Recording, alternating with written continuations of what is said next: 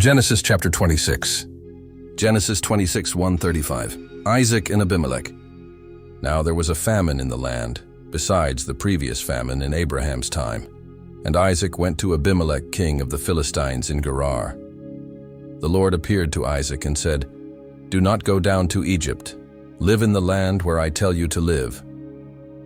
Stay in this land for a while, and I will be with you and will bless you. For to you and your descendants I will give all these lands, and will confirm the oath I swore to your father Abraham. I will make your descendants as numerous as the stars in the sky, and will give them all these lands, and through your offspring all nations on earth will be blessed, because Abraham obeyed me and did everything I required of him, keeping my commands, my decrees, and my instructions." So Isaac stayed in Gerar.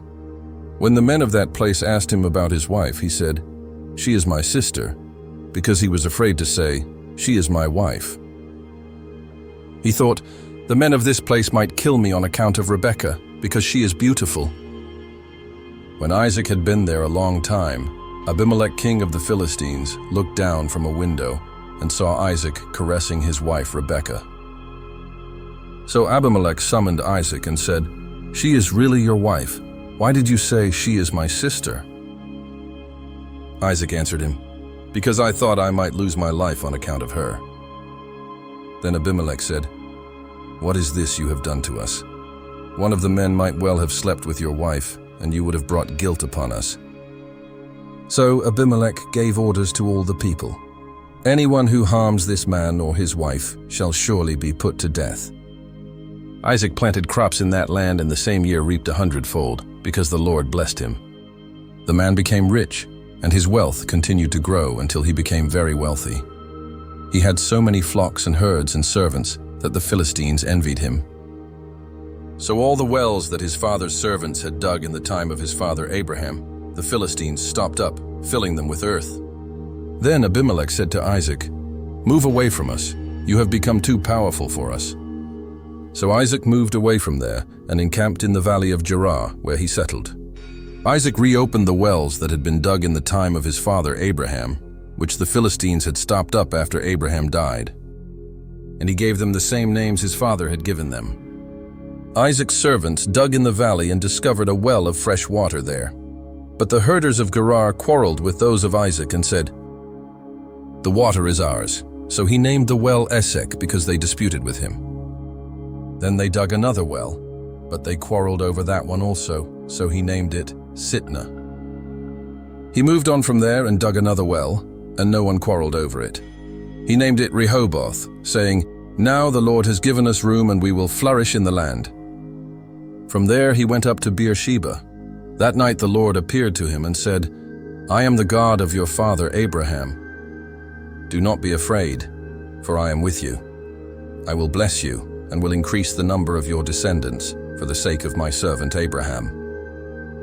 Isaac built an altar there and called on the name of the Lord.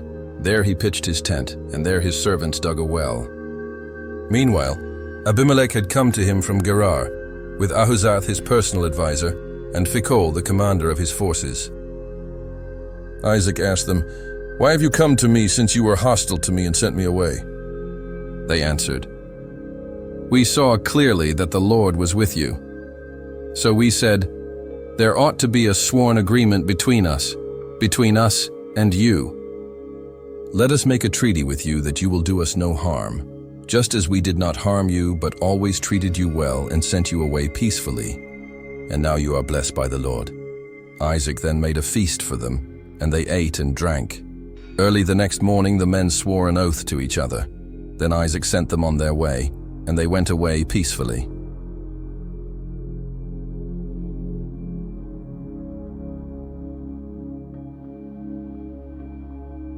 That day Isaac's servants came and told him about the well they had dug. They said, "We've found water." He called it Sheba, and to this day the name of the town has been Beersheba. Jacob takes Esau's blessing. When Esau was 40 years old, he married Judith, daughter of Beeri the Hittite, and also Basemath, daughter of Elon the Hittite. They were a source of grief to Isaac and Rebekah. Genesis chapter 27. Genesis 27:146. When Isaac was old and his eyes were so weak that he could no longer see, he called for Esau, his older son, and said to him, "My son." "Here I am," he answered. Isaac said, "I am now an old man and don't know the day of my death. Now then, get your equipment, your quiver and bow, and go out to the open country to hunt some wild game for me. Prepare me the kind of tasty food I like and bring it to me to eat, so that I may give you my blessing before I die." Now Rebekah was listening as Isaac spoke to his son Esau. When Esau left for the open country to hunt game and bring it back, Rebekah said to her son Jacob, "Look, I overheard your father say to your brother Esau, 'Bring me some game and prepare me some tasty food to eat, so that I may give you my blessing in the presence of the Lord before I die.'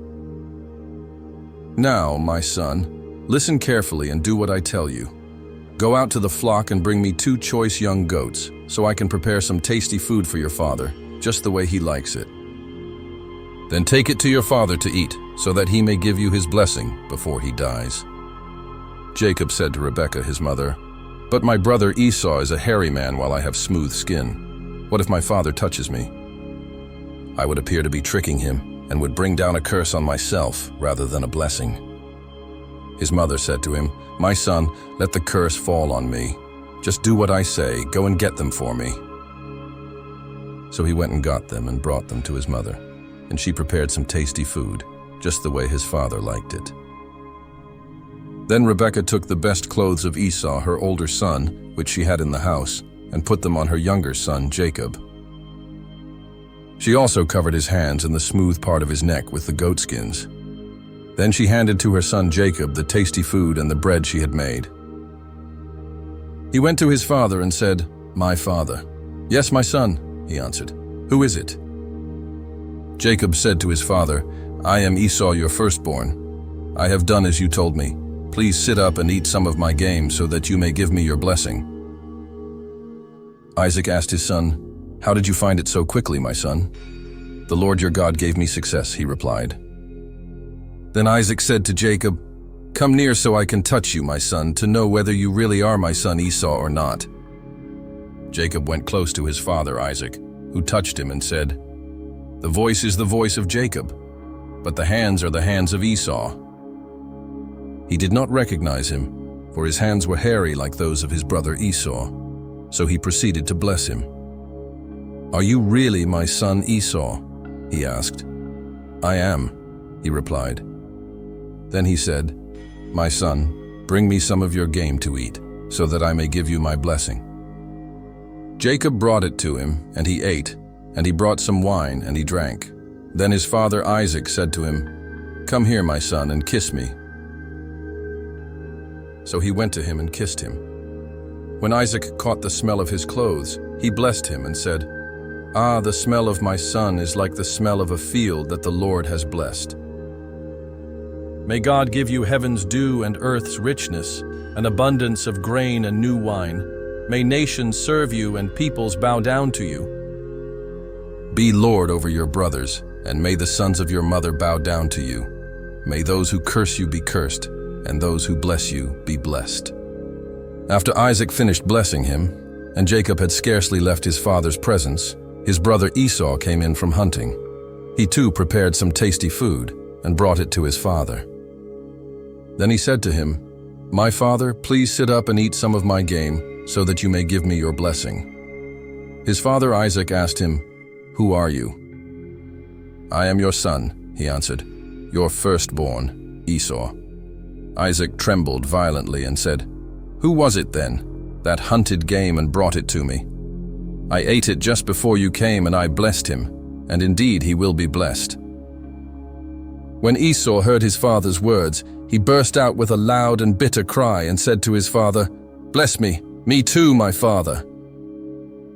But he said, "Your brother came deceitfully and took your blessing." Esau said, "Isn't he rightly named Jacob? This is the second time he has taken advantage of me. He took my birthright, and now he's taken my blessing." Then he asked, "Haven't you reserved any blessing for me?" Isaac answered Esau, "I have made him lord over you and have made all his relatives his servants. and I have sustained him with grain and new wine. So what can I possibly do for you, my son?" Esau said to his father, "Do you have only one blessing, my father? Bless me too, my father." Then Esau wept aloud. His father Isaac answered him, "Your dwelling will be away from the earth's richness, away from the dew of heaven above. You will live by the sword, and you will serve your brother. But when you grow restless, you will throw his yoke from off your neck." Esau held a grudge against Jacob because of the blessing his father had given him. He said to himself, "The days of mourning for my father are near. Then I will kill my brother Jacob." When Rebekah was told what her older son Esau had said, she sent for her younger son Jacob and said to him, "Your brother Esau is planning to avenge himself by killing you. Now then, my son, do what I say. Flee at once to my brother Laban in Haran. Stay with him for a while until your brother's fury subsides. When your brother is no longer angry with you and forgets what you did to him, I'll send word for you to come back from there. Why should I lose both of you in one day?" Then Rebekah said to Isaac, "I'm disgusted with living because of these Hittite women. If Jacob takes a wife from among the women of this land, from Hittite women like these, my life will not be worth living." Genesis chapter 28. Genesis 28, 1-22. So Isaac called for Jacob and blessed him. Then he commanded him, "Do not marry a Canaanite woman. Go at once to Paddan Aram, to the house of your mother's father Bethuel. Take a wife for yourself there, from among the daughters of Laban, your mother's brother. May God Almighty bless you and make you fruitful and increase your numbers until you become a community of peoples. May He give you and your descendants the blessing given to Abraham, so that you may take possession of the land where you now reside as a foreigner, the land God gave to Abraham." Then Isaac sent Jacob on his way, and he went to Paddan Aram, to Laban, son of Bethuel the Aramean, the brother of Rebekah, who was the mother of Jacob and Esau. Now Esau learned that Isaac had blessed Jacob and had sent him to Paddan Aram to take a wife from there, and that when he blessed him, he commanded him, "Do not marry a Canaanite woman," and that Jacob had obeyed his father and mother and had gone to Paddan Aram. Esau then realized how displeasing the Canaanite women were to his father Isaac. So he went to Ishmael and married Mahalath, the sister of Nebaioth and daughter of Ishmael son of Abraham, in addition to the wives he already had. Jacob's dream at Bethel. Jacob left Beersheba and set out for Haran. When he reached a certain place, he stopped for the night because the sun had set. Taking one of the stones there, he put it under his head and lay down to sleep. He had a dream in which he saw a stairway resting on the earth, with its top reaching to heaven, and the angels of God were ascending and descending on it. There above it stood the Lord, and he said, "I am the Lord, the God of your father Abraham and the God of Isaac. I will give you and your descendants the land on which you are lying. Your descendants will be like the dust of the earth, and you will spread out to the west and to the east, to the north and to the south. All peoples on earth will be blessed through you and your offspring. I am with you and will watch over you wherever you go, and I will bring you back to this land. I will not leave you until I have done what I have promised you." When Jacob awoke from his sleep, he thought, "Surely the Lord is in this place, and I was not aware of it." He was afraid and said, "How awesome is this place! This is none other than the house of God. This is the gate of heaven." Early the next morning, Jacob took the stone he had placed under his head and set it up as a pillar and poured oil on top of it. He called that place Bethel, though the city used to be called Luz. Then Jacob made a vow, saying, "If God will be with me and will watch over me on this journey I am taking, and will give me food to eat and clothes to wear, so that I return safely to my father's household, then the Lord will be my God, and this stone that I have set up as a pillar will be God's house, and of all that you give me, I will give you a tenth." Genesis chapter 29. Genesis 29, 1-35. Jacob arrives in Paddan Aram. Then Jacob continued on his journey and came to the land of the eastern peoples. There he saw a well in the open country, with 3 flocks of sheep lying near it, because the flocks were watered from that well. The stone over the mouth of the well was large. When all the flocks were gathered there, the shepherds would roll the stone away from the well's mouth and water the sheep. Then they would return the stone to its place over the mouth of the well. Jacob asked the shepherds, "My brothers, where are you from?" "We're from Haran," they replied.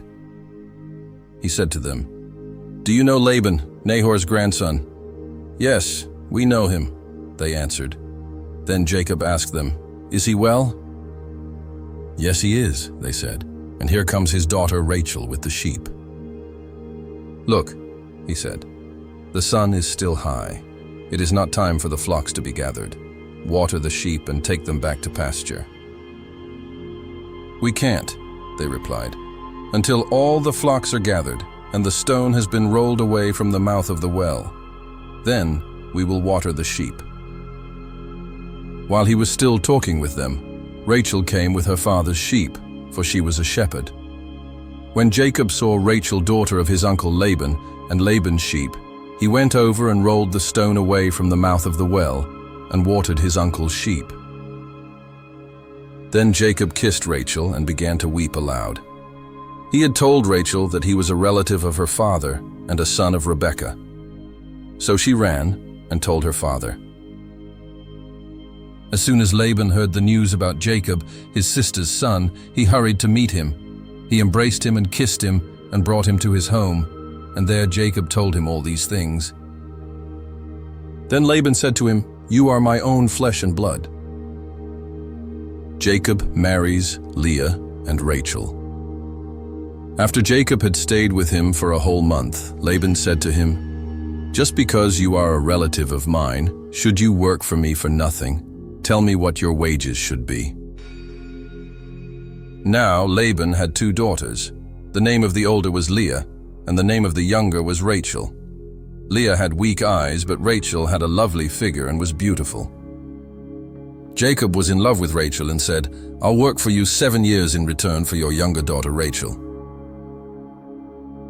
Laban said, "It's better that I give her to you than to some other man. Stay here with me." So Jacob served 7 years to get Rachel, but they seemed like only a few days to him because of his love for her. Then Jacob said to Laban, "Give me my wife. My time is completed, and I want to make love to her." So Laban brought together all the people of the place and gave a feast.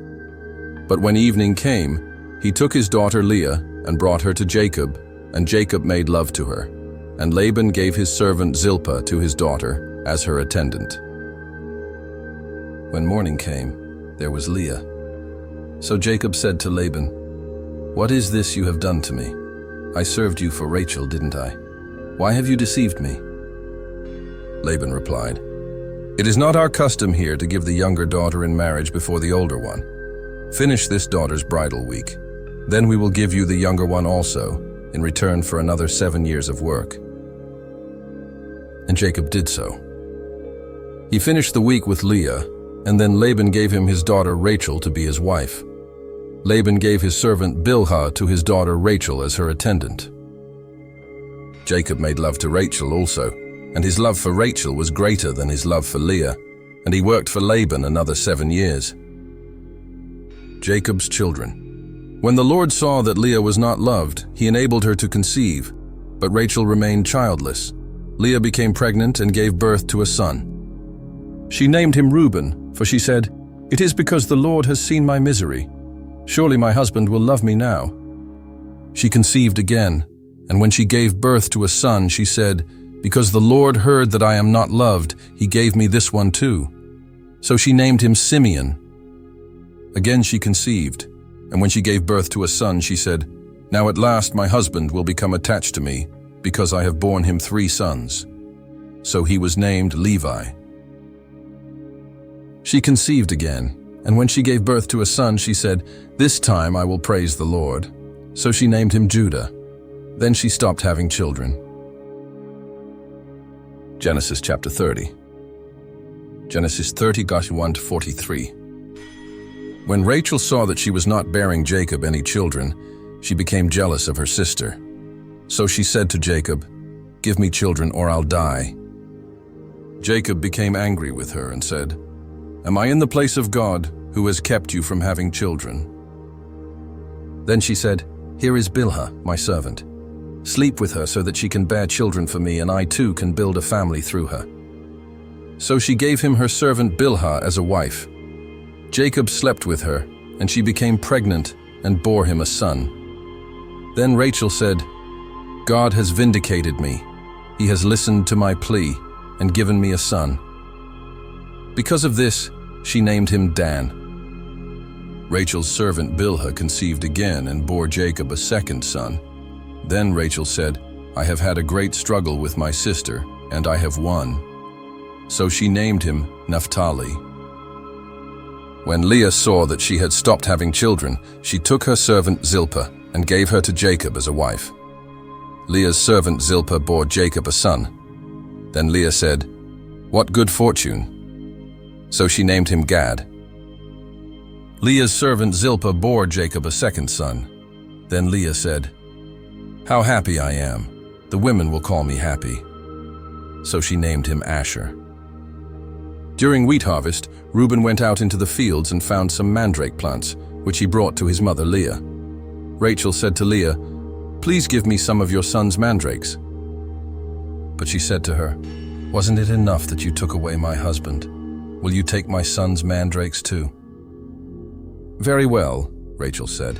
"He can sleep with you tonight in return for your son's mandrakes." So when Jacob came in from the fields that evening, Leah went out to meet him. "You must sleep with me," she said. "I have hired you with my son's mandrakes." So he slept with her that night. God listened to Leah, and she became pregnant and bore Jacob a fifth son. Then Leah said, "God has rewarded me for giving my servant to my husband." So she named him Issachar.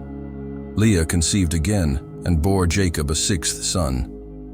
Then Leah said, "God has presented me with a precious gift. This time my husband will treat me with honor, because I have borne him 6 sons." So she named him Zebulun. Sometime later she gave birth to a daughter and named her Dinah. Then God remembered Rachel. He listened to her and enabled her to conceive. She became pregnant and gave birth to a son and said, "God has taken away my disgrace." She named him Joseph and said, "May the Lord add to me another son." Jacob's flocks increase. After Rachel gave birth to Joseph, Jacob said to Laban, "Send me on my way so I can go back to my own homeland. Give me my wives and children for whom I have served you, and I will be on my way. You know how much work I've done for you." But Laban said to him, "If I have found favor in your eyes, please stay. I have learned by divination that the Lord has blessed me because of you." He added, "Name your wages, and I will pay them."